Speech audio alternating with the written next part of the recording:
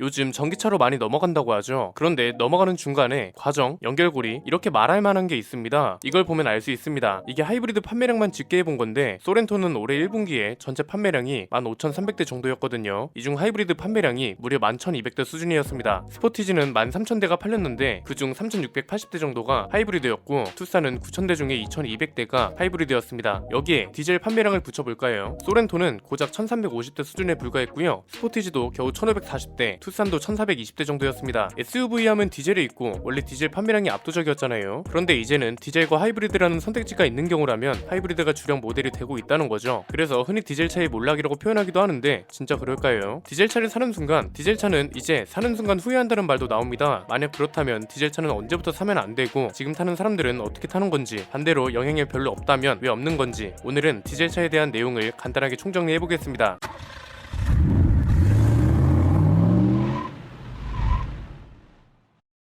이야기 전개를 이렇게 해볼까요? 디젤차 판매량이 왜 줄어들고 있는지 진짜 이유를 살펴보고요. 디젤차를 사면 어떻게 되는지, 디젤차는 결론적으로 진짜 몰락하고 있다고 봐야 하는지 따져보겠습니다. 일단 하이브리드차 판매량부터 다시 보겠습니다. 하이브리드차는 올해 1분기에만 62,200대 넘게 팔렸습니다. 이건 작년 같은 기간 대비 172% 넘게 늘어난 겁니다. 요즘 대세라는 전기차도 같은 기간 동안 159% 늘었는데 오히려 전기차보다 판매량 상승세가 더 크다는 거죠. 그럼 디젤차 판매량은 어떨까요? 올해 1분기에 판매된 디젤차는 85,700대가 넘었습니다. 이건 작년 같은 기간보다 33.6% 감소한 건데요. 디젤차 판매량이 줄어들고 있는 이유는 뭘까요? 시작은 환경 규제가 맞죠. 질소 산화물과 같은 유해한 물질을 거르고 매연도 줄여야 하는 게 디젤차의 과제니까요. 이 환경 규제를 명목으로 디젤차를 아예 운행 중단시켜야 한다는 말도 나오고 이걸 실제 행동으로 옮기는 나라들도 많아졌습니다. 한창 클린 디젤이라고 떠들 때는 언제고 한순간 디젤차는 환경 오염이 주범으로 낙인을 찍혀버렸습니다. 그래서 차주들도 참 난감해 했는데 이건 국제사회에서 보는 시각이고요. 현실적인 시각으로도 한번 볼까요? 차주들 입장에선 사실 이런 인식보다는 가격과 선택지의 문제라고 볼 수 있습니다. 디젤차는 기본적으로 가솔린차보다 비쌌습니다. 그런데 그 격차가 점점 심해졌습니다. 왜? 바로 앞에서 봤잖아요. 환경 규제가 점점 강화되면서 환경 관련 장치가 추가되기 시작했으니까요. 이게 가격 상승으로 이어지다 보니까 가솔린차보다 부담이 커지게 된 거죠. 심지어 국제사회에서 디젤차를 퇴출시킨다고 하니까 제조사들도 디젤차를 점점 줄이기 시작하면서 선택지도 많이 줄어든 게 사실이고요. 당장 현대차만 봐도 디젤 세단을 찾아보기 힘들어졌죠. 디젤차를 사는 분들이 굳이 디젤차를 사는 이유는 명확했습니다. 가솔린차보다 토크로 밀어주는 힘이 좋아서 시내에서 타기 좋기도 하고 달리기도 좋고 연비도 가솔린차보다 좋고 기름값도 휘발유보다 저렴하니까 샀는데 이제 그 장점이 점점 희미해지기 시작했습니다. 장점만큼 단점이 추가되기 시작한 건데요. 예전에는 안 넣던 요소수까지 넣어줘야 하고 DPF 장치도 오래 타면 관리를 해줘야 합니다. 심지어 지금은 휘발유보다 경유 가격이 비싸지는 현상까지 발생하면서 디젤차를 굳이 살 이유가 없어졌습니다. 이제는 하이브리드 차라는 대안도 생겼잖아요. 하이브리드 차랑 디젤차가 장단점이 꽤 많이 겹치죠. 전기 모터가 있으니까 밀어주는 힘도 요즘은 괜찮고 연비는 말할 것도 없습니다. 디젤차랑 다르게 진동도 심하지 않고 조용하기까지 합니다. 디젤차가 요소수를 넣고 DPF 장치를 관리하는 불편함이 있는 것처럼 하이브리드 차는 전기 배터리를 신경 써야 한다는 단점이 있습니다. 장점도 비슷하고 단점도 비슷한 수준으로 있어서 하이브리드 차가 대안으로 떠오르고 있는 거죠. 그래서 실제로 디젤의 상징이었던 SUV들도 하이브리드나 LPG 모델이 있다면 넘어가게 되는 거고요. 자, 그러면 지금 디젤차를 사면 진짜 큰일 나는 걸까요? 아까 봤던 판매량을 다시 보면 디젤차가 감소하는 건 맞습니다. 그런데 절대적인 수치는 아직 디젤차보다 훨씬 높습니다. 1분기에만 85,700대 넘게 팔렸으니까요. 그럼 이 85,700명의 차주들 모두 땅을 치고 후회하게 될까요? 요즘 하이브리드 차 성장세가 무섭고 디젤차는 감소하고 있다고 해서 디젤차가 몰락하고 있다는 표현을 굉장히 많이 씁니다. 그런데 저는 이게 현실적인 이야기를 너무 배제하고 한다는 느낌이 들더라고요. 언론에서 이렇게 표현하는 이유는 뭔가요? 지금 상황이 디젤차에 전혀 유리하지 않기 때문이죠. 대표적인 게 아까 언급했던 기름값입니다. 러시아 우크라이나 전쟁이 시작된 이후 경유 가격이 무섭게 올랐고 이제는 휘발유랑 경유 가격이 똑같은 주유소, 심지어 휘발유보다 경유가 비싼 주유소도 나타나고 있습니다. 실제 데이터를 한번 보면 지난 16일 기준으로 전국 경유 판매 평균 가격은 1969.67원이었습니다. 이건 휘발유 평균 가격인 1958.23원보다 훨씬 높은 거죠. 그래서 이미 디젤차를 타고 있는 차주들, 최근에 출고를 받은 차주들의 하소연도 늘고 있습니다. 나는 경유값이 더 저렴하고 이게 좋은 연비랑 맞물려서 시너지가 됐는데 이제는 큰 장점 중 하나가 없어졌다는 거니까요. 이게 물류 서비스까지 영향을 주다 보니까 물가 상승의 요인이 된다는 우려도 나오고 있습니다. 가장 궁금한 건 이겁니다. 그래서 경유값이 떨어지긴 할 거냐는 거죠. 지금 경유값이 오르는 이유는 뭔가요? 크게 두 가지입니다.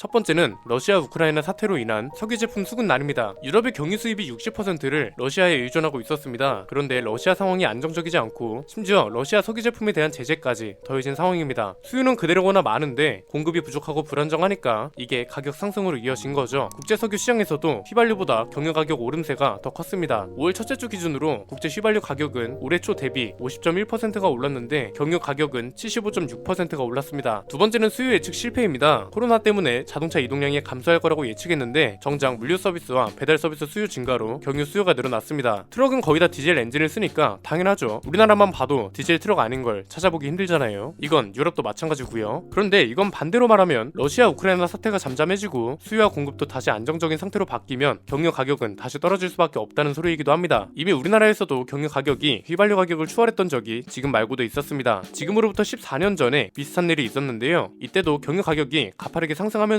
휘발유 가격을 추월했거든요. 지금하고 거의 모든 게 비슷합니다. 지금처럼 경유값 오름세가 당분간 지속될 거라고 전문가들은 분석했고요. 국제시장에서의 거래 가격도 올랐고 경유의 공급보다 수요가 많아지면서 가격이 올랐다는 점도 비슷합니다. 그런데 상황이 안정되면서 결국 다시 떨어졌습니다. 이번에도 마찬가지입니다. 경유 가격은 시간이 지나면 떨어질 수밖에 없다고 보고요. 디젤차를 사도 되는지는 본인 상황을 잘 따져보면 됩니다. 전제 조건은 두 가지만 생각하면 됩니다. 일단 지금 디젤차를 완전 퇴출하는 시기까지 7년에서 8년 정도가 남았습니다. 그러면 이때까지 본인이 차를 얼마나 타고 얼마 만에 차를 바꾸는지 따져보면 됩니다. 1년에 내가 타는 주행거리가 1만에서 2만 킬로미터 정도밖에 안 돼요. 그러면 그냥 마음 편하게 가솔린이나 하이브리드 아니면 충전기가 집이나 회사에 있다면 전기차로 넘어가는 것도 나쁘지 않고요. 1년 3만 킬로미터를 넘게 타고 디젤차를 꼭 사고 싶다면 사도 된다고 봅니다. 1년에 3만 킬로미터를 탄다고 가정해 볼까요? 5년만 타도 15만 킬로미터입니다. 5년 이상만 타도 수명이 거의 다 된다는 거고 중고차로 팔아도 상품성이 그렇게 뛰어난 상황이 아닙니다. 그래서 이 정도 주행거리고 디젤차의 장점에 충분한 매력을 느끼는 사람은 지금 당장은 사도 된다고 보고요. 트럭 같은 상용차는 특히 수소 트럭이 완벽하게 개발되기 전까지는 디젤 트럭의 점유율이 압도적일 겁니다. 배터리 전기차는 대형 트럭으로 만들기가 지금 기술로는 사실상 힘들죠. 향후 10년에서 15년 이후라면 모르겠지만 대형 트럭은 일단 차체 무게만 해도 상당하고요. 짐까지 실어야 합니다. 차체와 짐 무게를 감당할 수 있을 정도로 힘을 발휘하면서 주행거리까지 갖추려면 그만큼 배터리팩을 많이 실어야 한다는 건데 배터리 무게는 어떻게 줄일 거며 이 배터리를 충전하는 시간은 어떻게 할 거냐 이거죠. 지금 승용차도 빨래야 20분 정도라고 하잖아요. 현재 전기차가 가지고 있는 단점을 모두 해결하면서 이걸 해결하는 수준도 거의 혁신에 가까워야 하기 때문에 당분간은 디젤 트럭의 비중이 상당할 수밖에 없습니다. 이건 결국 수요도 계속 있을 거라는 소리고 인프라 걱정도 크게 안 해도 된다는 걸로 볼 수 있는 거죠. 지금 디젤차를 사거나 디젤차를 이미 타고 있는 차주들 중에서 나중에 디젤차가 줄어들면 인프라도 줄어들면서 전기차보다 훨씬 불편해질 거라는 걱정을 하기도 합니다. 이건 지금 당장은 걱정할 필요가 없다고 볼 수 있는 겁니다. 지금 기름값이 치솟는다고 해서 이걸 내연기관차나 디젤차의 완전한 몰락이라고 표현하기도 힘듭니다. 솔직히 지금도 마찬가지죠. 경유 가격이 올라가면서 상대적으로 디젤차 차주들의 부담이 늘어난 건 사실입니다. 그런데 휘발유랑 경유를 똑같은 가격으로 넣었을 때 어떤 차가 기름을 더 자주 넣느냐도 따져야죠. 아마 몇 개월만 지나면 기름값이 하락하면서 내연기관차랑 하이브리드 차의 부활이라는 기사가 분명 나올 거고요. 디젤차 수요가 처참한 수준으로 떨어진 것도 아닙니다. 세상이 변하고 있는 건 맞습니다. 그런데 세상이 변한다고 해서 굳이 지금 상황을 극단적으로 표현할 필요는 없을 것 같습니다. 정확하게 말하면 디젤차의 수요가 감소하고 있긴 하지만 완전히 퇴출되려면 시간이 남아있고 아직 몰락이라고 표현하기도 이르다. 이렇게 정리할 수 있겠습니다. 저는 김승인 안피디의 스포일러 안피디였습니다. 감사합니다.